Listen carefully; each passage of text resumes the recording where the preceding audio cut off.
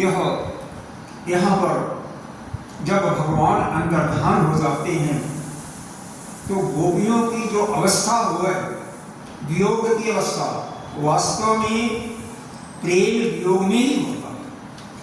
यह घर गृहस्थी में आप लोगों ने देखा होगा, जिससे भी प्रेम है उसका कुछ समय के लिए वियोग हो गया तो वही समय में उसके प्रति प्रेम बढ़ता है। दोनों साथ साथ रहते हैं तो प्रेम नहीं होता, तो फिर उतना प्रेम प्रगाढ़ नहीं होता है। जब वियोग होता है तो प्रेम प्रगाढ़ होता है। यह अनुभव होगा कि नहीं? अनुभव होगा। आपसे पूछ रहा हूँ, ऐसा अनुभव है कि नहीं?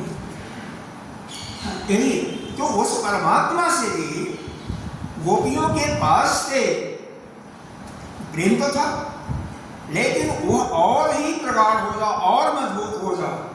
और दूसरा, क्योंकि गोपियों के अंदर अहम व्यक्ति पैदा हो गए थे तो उसका भी नाश हो जा।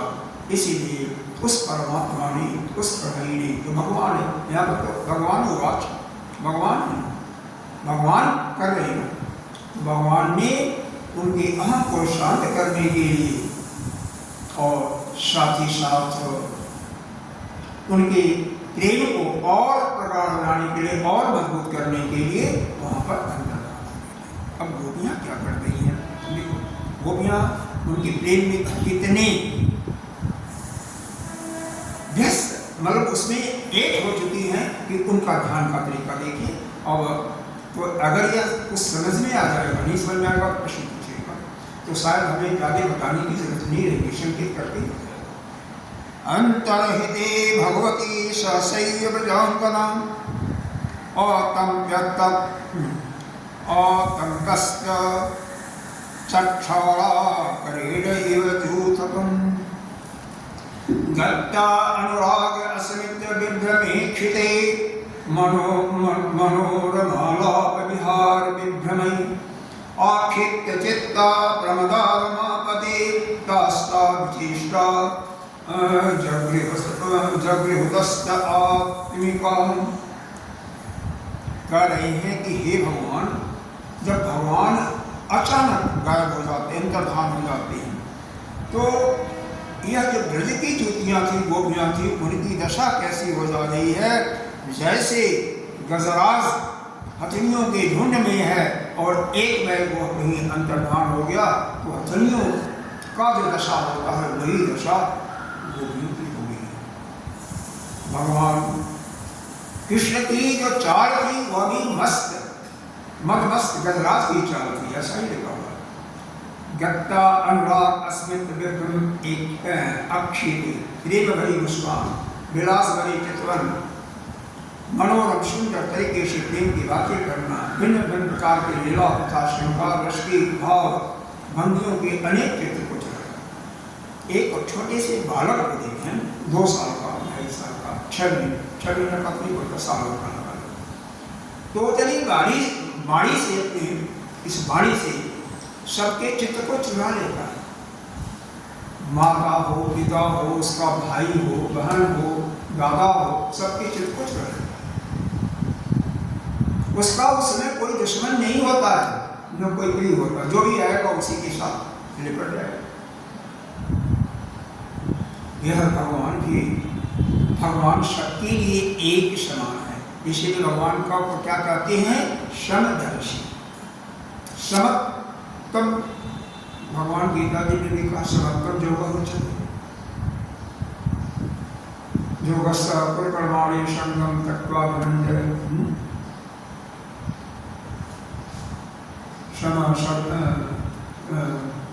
सर्वभूतेषु और सम सर्वभूतेषु समत्वम योग ही समता ही योग है। सबको एक दृष्टि से देखना ही योग है।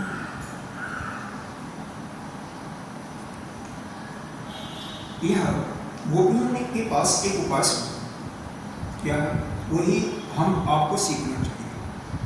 भगवान ने जो लीला किया है उसी को दोहराने लगती है। कैसे कर रही है? दोहरा रही है, उन्हीं को सुनिए।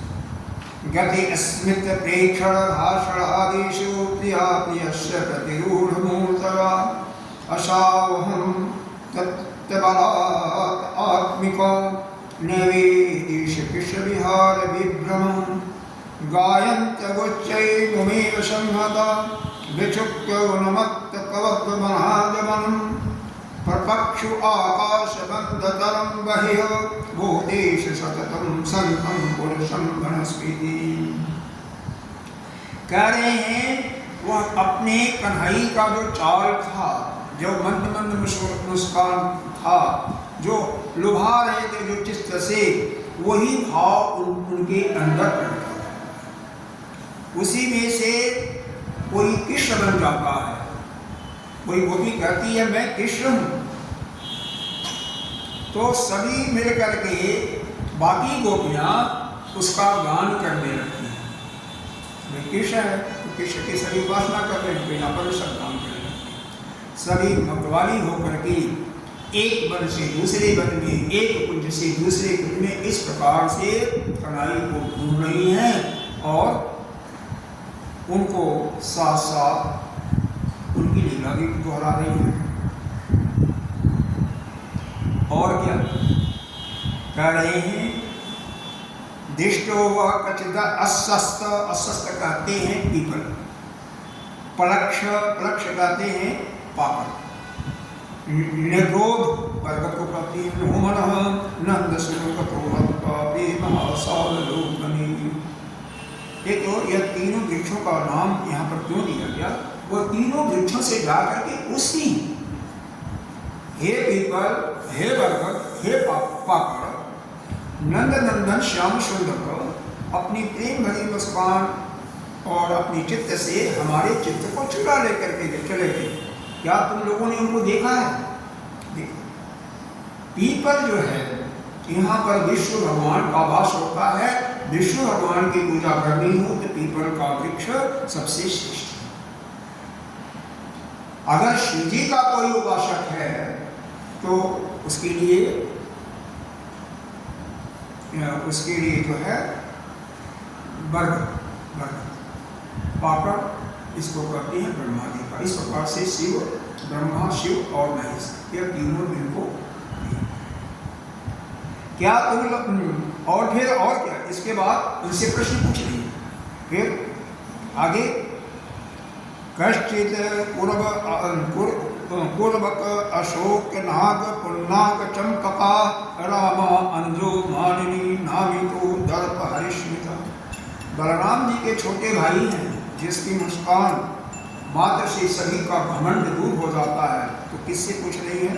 पूर्वक अशोक, अशोक जानते हो आम जैसे पेड़ होता, पूर्वक को मैं भी नहीं जानता। नाग केशर एक प्रकार के मोथा जैसे होता है। पुन्नाग और चंपा यह फूल होती है। चंपा चमेली कई बार आता है, तो उनसे पूछिए। फिर उसके बाद स्त्री जाति की एक पौधा होता है जिसको तुलसी कहते हैं, क्योंकि तुलसी भगवान को बहुत प्रिय है। भगवान को आप 56 प्रकार का भोग लगाइए, अगर तुलसी का दल नहीं पड़ा हुआ है किसको भगवान? विष्णु की बात हो रही है, कन्हई की बात हो रही है, राम की बात हो रही है, तो उनको प्रिय नहीं है। जब तुलसी का दल पड़ जाता है उसमें तो उनको शिव जी को भूल करके नहीं चढ़ाइएगा तुलसी का पत्र, उनको बैर है। शिव जी को अच्छा प्रिय है लेकिन भगवान को अच्छा नहीं प्रिय। हर एक का अलग अलग है। यद्यपि सभी एक है, एक दूसरे से कोई अलगाव नहीं है, लेकिन अब जैसे हम लोग सभी एक ही हैं, लेकिन हमारी रुचि कुछ अलग हो सकती है। आपको कुछ और पसंद हो सकता है, आपको कुछ और पसंद हो सकता है, आपको कुछ और पसंद हो सकता है। ऐसा हो तो ऐसी कोई बात नहीं कि सबकी पसंद अलग अलग है। अब वहीं पर गणेश जी होते उनको लड्डू का और कोई प्रिय नहीं है। माता जी आ गई उनको लाल चीज ही फूल है, क्या लाल फूल हो, क्या लाल कपड़ा हो, क्या सिंदूर हो, तो हर एक को अलग अलग है। यद्यपि तत्व की दृष्टि से सब एक ही है। तो हे बहन तुलसी, तुम्हारा हृदय तो बहुत कोमल है और तुम तो सभी का कल्याण चाहती हो और हम भी स्त्री हैं, तुम भी स्त्री हो, तुम भी भगवान की सेवका हो, हम भी उनकी सेवा ही करना चाहती हैं। तो और तभी तो भोले के मराते रहने पर भी भगवान माला तुलसी का माला होता है ना, उसको नहीं उतारते हैं, हमेशा पहने रहते हैं। आप सबसे प्रियतम हो तो क्या आपने श्याम सुंदर को देखा है? फिर एक कोई मालती नाम का फूल होता होगा, मल्लिका जाति जूही, उनसे भी उसी प्रकार से पूछी है, क्या तुमने माधव को देखा है क्या? फिर च्युत प्रिया लपन शासन कोविदारम जम्बरकविल अकुलाम्र कदम्बनीका जो अन्नी परार्थ भौका जमुनोत्कुला ससंत कृषगर रसाल आम को करते हैं। प्रियाल कटहल जानते होंगे, पीतसाल, कचनार यदि फूल है, जामुन, ये सब तो सुना होगा। जो शहर में रहते हैं वो बेशक न जाने, देहात में रहने वाले तो सभी जानते होंगे। और ये भी प्रकार का वनस्पति है। बेल भगवान शिव को भी बहुत प्रिय है। मोरश्री, आम दोबारा लिख दिया, कदम्ब वृंदावन में कदम के वृक्ष बहुत हैं, इसलिए कदम का नाम है। नीम स्वास्थ्य के दृष्टिकोण से बहुत सुंदर है, लगाना चाहिए। अगर घर किसी के पास 1000 गज का प्लाट है, यहाँ तो नहीं संभव, यहाँ तो ऊपर नीचे ही रहना, जहाँ गाँव में है जगह है तो, क्योंकि नीम जो है स्वास्थ्य का प्रतीक है।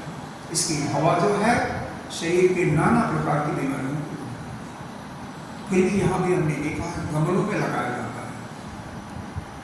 आप लोगों ने देखा नहीं देखा, हमने देखा है गमलों में टमाटर, या होता है क्या, धनिया तो उगाते ही हैं, धनिया के साथ वो आता है ना जो कढ़ी बनाते हैं, कढ़ी का पत्ता। अरे दिल्ली में मैंने देखा इतने बड़े बड़े कढ़ी के पत्ता और डेली यूज करते हैं। गिलोय, ये जो औषधि होती है, तुलसी गिलो तो लोग, तब यहाँ तो मैंने नहीं देखा, लेकिन दिल्ली में बहुत देखा। यहाँ पर एक टमाटर तो मैंने देखा कोई गिलो, जैसा देश होता है ना वैसे ही देश बन जाता है। हमने यही सुना, देखा तो नहीं है कि चाहे अगर कोई चाहता है कि हम फ्लैट में, जैसे कुत्ते देखा हो, कुत्ते तो हम यहाँ पर देखते हैं, अपने यहाँ भी देखते हैं, कुत्ते फ्लैट में लोग रखते हैं, तो उन्होंने कहा कुत्तों को रखते हैं लेकिन गाय भी रख सकते हैं। कैसे भाई, उतनी बड़ी गाय तो अलाउड नहीं है, तो कहते हैं गाय भी कुत्ते जैसे ही आती है, एक बकरा बकरी जैसे आती है। हिमाचल की गायें जो है ना, जैसे बकरी बकरा होते हैं ना, ऐसे ही छोटी छोटी होती हैं, दूध ज़्यादा नहीं देती है, बहुत देगी तो 1 किलो तक, आधा किलो से 1 किलो तक बस है, लेकिन कम से कम उनको पार करके अपने फ्लैट में आप पूजा के लिए तो दूध का इस्तेमाल कर सकते हैं, घी भी अपनी दवा औषधि में भी यूज कर सकते हैं। ऐसे छोटे छोटे और हिमाचल प्रदेश में होती है, मैंने नहीं देखा है, देखने का मन किया, लेकिन समय भी तो चलना चाहिए, जाओ वहाँ पर देखो, या कोई फ्लैट में रखा हो, लेकिन छोटे छोटे होते हैं। जब छोटे हैं तो उसी दूध भी होगा, तो ज़्यादा तो नहीं होगा, खाना भी कोई ज़्यादा नहीं होता। तो यह कृष्ण के बिना उनका गोपियों का जीवन सूना का मतलब समझे, ऐसा होता कि हमें सब बेकार है संसार, कुछ अच्छा ही नहीं लगता। अगर कोई किसी में के प्रेम में आसक्त हो जाता है ना, तो बिना उसको देखे, बिना उससे बात किए, बिना उसकी चर्चा किए, उसके लीलाओं का, उसके बातों का उसको आनंद नहीं आता है। किसी भी से अगर किसी का बालक बाहर होगा तो दिन में एक बार उससे बात करते ही होंगे, 2 दिन में जरूर करते होंगे। या आपका आसक्ति किसके साथ है, आप स्वयं विचार कर सकते हैं कि आपका मन कहाँ जा रहा है, किसका चिंतन कर रहा है, उस हिसाब से। लेकिन होनी किससे चाहिए, परमात्मा से, वहां से निकाल करके परमात्मा को। फिर भगवान की देश ही जो पृथ्वी देवी है, भगवान की प्रेषी पृथ्वी देवी को क्यों कहा गया? भगवान पृथ्वी माँ भी भगवान को अपना पति मानती है, पति के रूप में साल भर तक सहवाग भी किया है इन्होंने। जब भगवान 12 भगवान का अवतार लिए थे सरस्वती के अंदर पर, जब पृथ्वी को हिरणाक्ष से छुड़ा करके लाया था, पृथ्वी को स्थापित किया था, उस समय इनका भयंकर रूप था, पृथ्वी मोहित हो जाती है, उस समय एक साल तक सहवाग करते हैं। कहते हैं दोनों के माध्यम से एक कल्याणकारी देवता कहिए, ग्रह कहिए, मंगल नाम है, वो दोनों के माध्यम से। तो इसीलिए उनको भगवान की प्रेषी करें। तो आप भाई भगवान का चरण तो आपके ऊपर पड़ा है ना, तो आप बताइए कहाँ पर गए? फिर कह रही है, अरे सखी, ये जो हिरनियाँ होती, हिरणी, यह श्याम सुंदर के अंग संग से सुषमा सौंदर्य की जो धारा बहती है ना, वो कहीं अपने प्राण प्रिया के साथ तुम्हारे नैनों को परमानंद दान करते हुए इधर ही तो नहीं गए हैं, तुम्हारी तरफ तो नहीं गए हैं। देखो देखो, यह कृष्ण की, यह कुंद कली की माला की मनोहर गंध आ रही है, जो उनकी प्रेयसी के अंग संग से लगे हुए कुंच कुमकुम से अनुरंजित रहती है। उनकी माला की तुलसी में ऐसी सुगंध, क्या बाहुं प्रियासम उपधाय गृहीत पदम रामानुज तुलसिकालि कुलये नन्दानन्दै अन्नीयमानः इह वस्तरव प्रणामं किं वा विनन्दति चरण प्रयावलोकैः। कि हे दरवर, उनकी माला तुलसी में ऐसी सुगंध है कि उसकी गंध के लोग ही मत वाले जो भंवरे हैं, भंवरों का सबसे स्वभाव क्या है? हरे का स्वभाव है, हरे का स्वभाव। जैसे पानी का स्वभाव क्या है? ऊंचे से नीचे की तरफ जाएगा, ऊंचे से नीचे। नदियां भी ऊंचाई से नीचे की जाती हुई कहाँ? समुद्र में। धन का स्वभाव क्या है? एक जगह स्थिर नहीं रहना, आपके जेब से जाएगा तो दूसरे के जेब में जाएगा, दूसरे के तीसरे से, ऐसे। तो उसी प्रकार से भंवरों का स्वभाव है हमेशा गंध लेते रहना, सुगंध लेते रहना। जिनके एक हाथ में लीला कमल होगा, दूसरा हाथ अपने प्रेषी के कंधे पर रखे होंगे, हमारे प्यारे श्याम सुंदर इधर से अवश्य भ्रमण कर रहे होंगे। ऐसा मालूम पड़ता है तुम सब उनको प्रणाम ही कर रहे हो। आप बताओ कि आपने उनको प्रणाम किया, देखा क्या?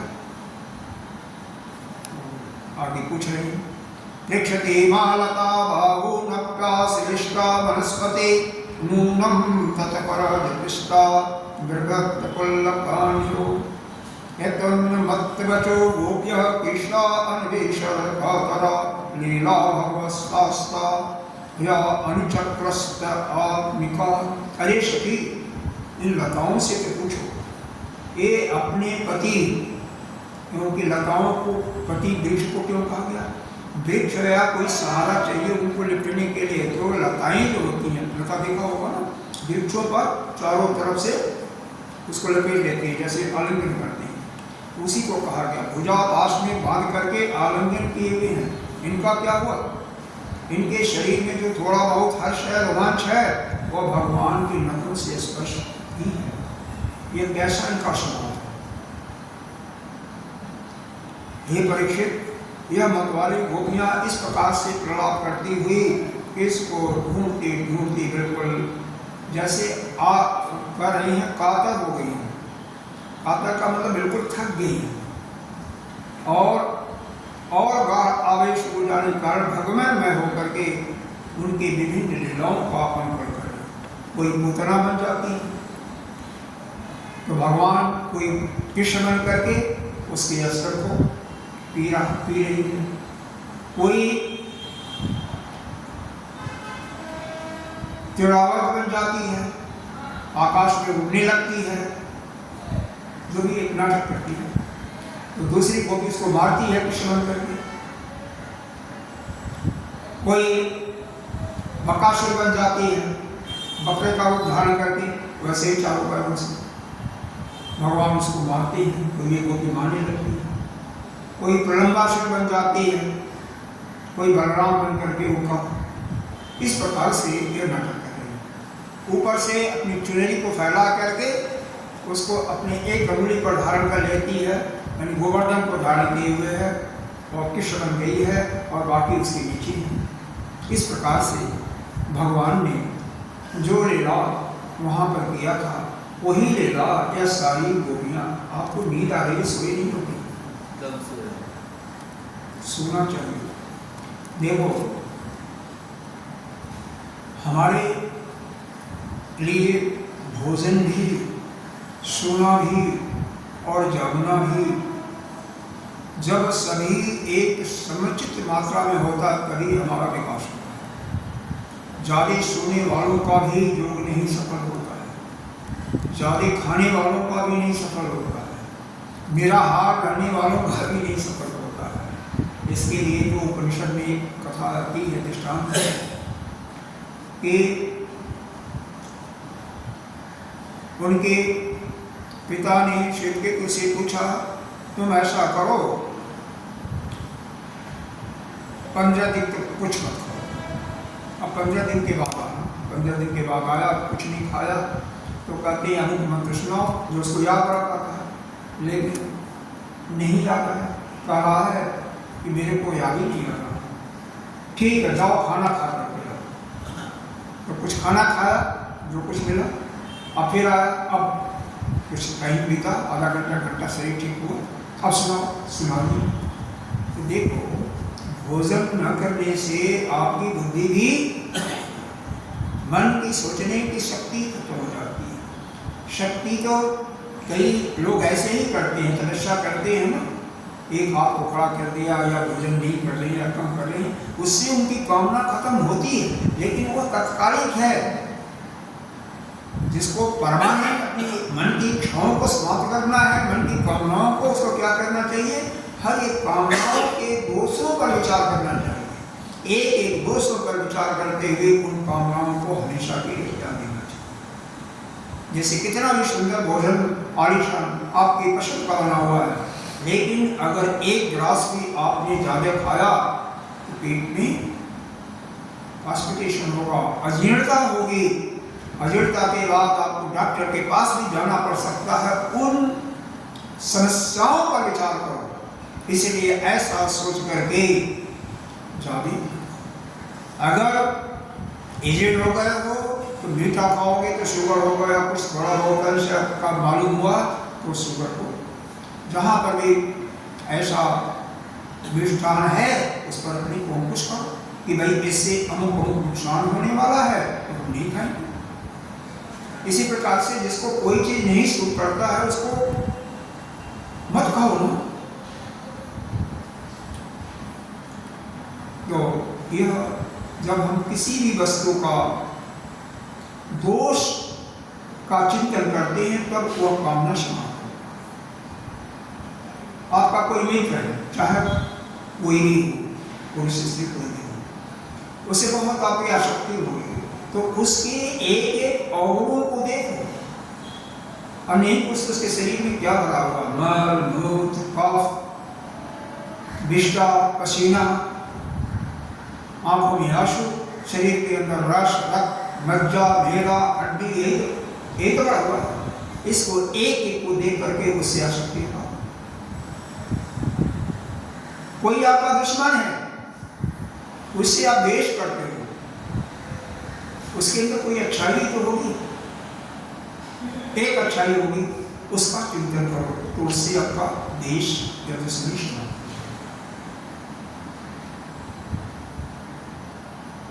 विपरीत भाव, इसको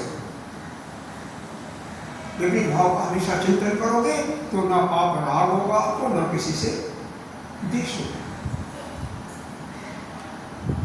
इस प्रकार से यह गोपियां आपस में कृष्ण की लीलाओं को करती हुई बाहें डाल करके चलती हैं और कहती हैं, ए मित्रों, मैं तो कृष्ण, तुम लोग मेरी चाल को, मनोहर सुंदर चाल को देखो।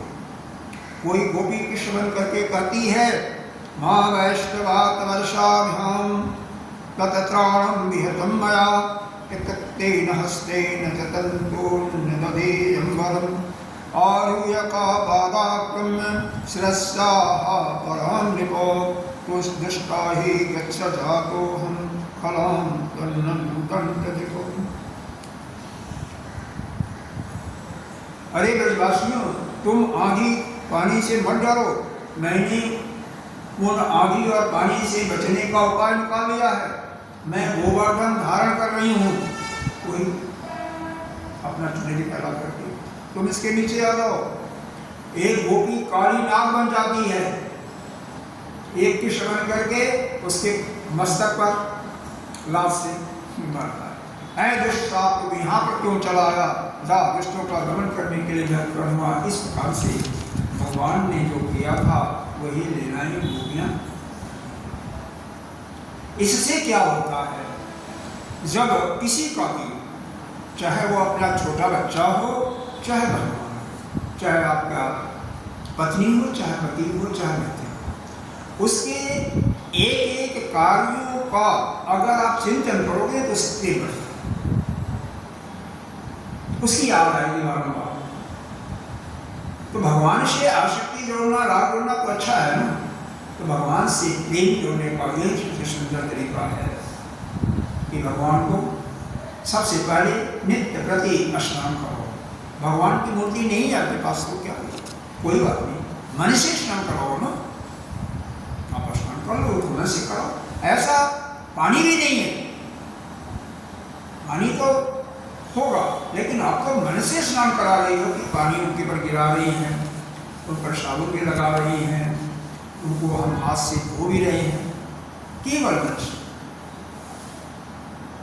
उनके शरीर को सफाई करो, पोछो तौलिया से। तौलिया भी सब है नहीं, वास्तविकता कुछ नहीं है, मन से कपड़े बनाओ, पहनाओ, तेल प्लेट एक दाढ़ी लगाओ। उनकी मूर्ति भी नहीं है, लेकिन सब मन के अंदर कल्पना करो। अरे मन के अंदर तो घर भी बनाते हो कभी, मन के अंदर बढ़िया और कई प्रकार के अपने मन की कामनाओं को पूरा करते हो, मन से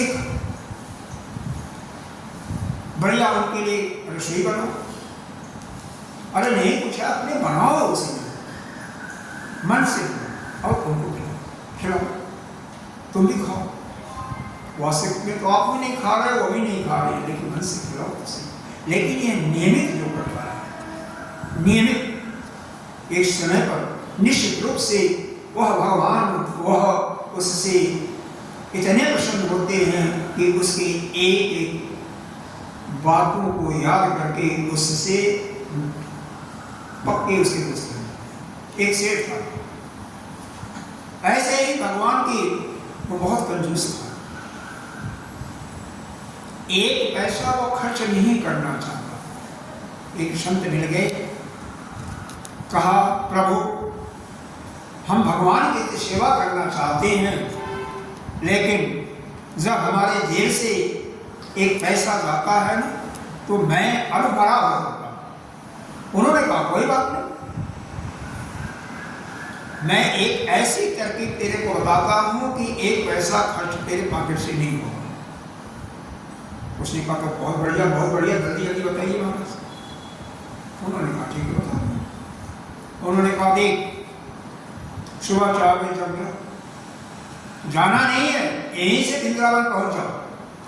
मनीष वहां जाकर के भगवान की सुंदर मूर्ति है, उनको स्नान कराओ, उनको श्रृंगार करो, नए बस कुछ लाना नहीं है, मन से ही करो। मन से उनको दूध पिलाओ, भोग लगाओ, तुलसी का दल डालो, मन से उनको भोग लगाओ। करना कुछ नहीं है, तुम भी खाओ, तुम भी खाने को नहीं मिलेगा, कुछ ही नहीं खाओगे क्या, लेकिन मन से। एक दिन ऐसे कर रहा था तो चीनी कुछ ज्यादा पड़ गई, हालांकि डाला वाला कुछ नहीं, चीनी कहाँ डालना, कहाँ दूध है, कहाँ डालना। उसको ऐसा भाव आया कि चीनी कुछ ज्यादा पड़ गई, भगवान पी नहीं रहे हैं, दूध ही नहीं है पिएंगे, भगवान भी पिए, और उसमें से चीनी निकालने लगा। भगवान उसी पर उसका हाथ पकड़ लिए, प्रकट कर दिए। अरे से तो बहुत हमारा पक्का प्रिय भक्त है। डाला कुछ नहीं, पिला भी नहीं, यार चीनी निकालना, इसका मतलब तेरा मेरे अंदर प्रेम तो है भाई, प्रेम है तभी तो चीनी ज्यादा बढ़ गई, किसको निकाल रहा है तू। भगवान उसी पर उसको उस पर प्रसन्न हो जाते हैं। तो भगवान का तो यह है, प्रसन्न होने के लिए भाई भगवान से प्रेम चाहिए बस, भगवान को कुछ नहीं चाहिए, सब कुछ उन्हीं का दिया हुआ है, उन्हीं से प्रेम करो। और नियमित करोगे, चाहे किसी का भगवान ने करे किसी के साथ अनहोनी भी होगा, तब भी जब तक आपका प्राण है यज्ञ करोगे तो निश्चित रूप से आपका कल्याण ही होगा, इसमें कोई दुर्गुणाई नहीं है। तो ही परमात्मा आएगा निश्चित रूप से। ये चीजें गोपियां कर रही हैं, यहाँ पर हमें उदाहरण दृष्टांत कहीं से लाना नहीं है, यहाँ पर गोपियां कर रही हैं, भगवान के जो हाव भाव हैं, लीलाएं हैं, उन्हीं को कर रही हैं। एक गोपी कृष्ण बन जाती है, यशोदा बन जाती है, दूसरी कृष्ण बन जाती है। यशोदा ने फूलों की माला से कृष्ण को उखल में बांध देती है, मतलब एक गोपी दूसरे गोपी को, उखल भी है नहीं, वैसे ही बांध देती है। अब वह कृष्ण बनी हुई जो सुंदर गोपी हाथों में मुंह ढक करके उसकी नकल कर रही है। इस प्रकार लीला करते करते यह गोपियां वृक्ष लता आदि से कृष्ण की कथा पूछ रही, कुछ दूर जाती हैं तो भगवान के पद चिन्ह मालूम होती हैं, जिसमें भगवान के पैर में क्या है, ध्वजा, कमल, वज्र, अंकुश आदि के चिन्ह दिखाई देते हैं। कहती है अरे कढ़ाई पे यहाँ से क्या, एक ज्योति के लिए पैर के निशान मालूम होते, कहते हैं किसी गोपी को लेकर के वो विहार कर। कुछ दूर जाती हैं तो उस ज्योति की मतलब गोपी की पैर के निशान नहीं मालूम होते। उन्होंने सोचा कि यह तो गोपी थक गई होगी और कन्हैया ने इसको कंधे पर बैठा लिया। कुछ दूर और जाते हैं तो वह गोपी भी मिल जाती है, वह भी व्याकुल होकर पड़ी होती है। उससे पूछते हैं अरे कन्हैया कहाँ गए, कहते मेरे को कुछ पता, तो उसको अनुमान आ जाता उसको भी कि मैं सभी से श्रेष्ठ हूँ। भगवान को सब कुछ सहन होता है, अभिमान नहीं सहन होता है। तो वह गोपी जो है वो नीचे हो जाती है। तो सभी साथ मिल करके, सब मिल करके भगवान का ध्यान कर रही हैं। आगे भगवान जब प्रेम की उत्कृष्टता देख लेते हैं कि यह तो प्रेम में सभी मस्त हो गए, हमारे अंदर ही मस्त हो गए हैं, मस्ती छा गई है, ऐसा प्रेम हो तो भगवान खुद भगवान को दया आती है और दर्शन देते हैं। इन पर हम विचार कल करेंगे क्योंकि समय का अंकुश है, अभी आज समाप्ति भी अध्याय नहीं होगा, समाप्त होगा।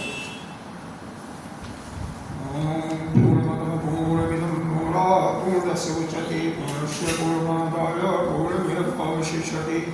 ओम शांति शांति शांति।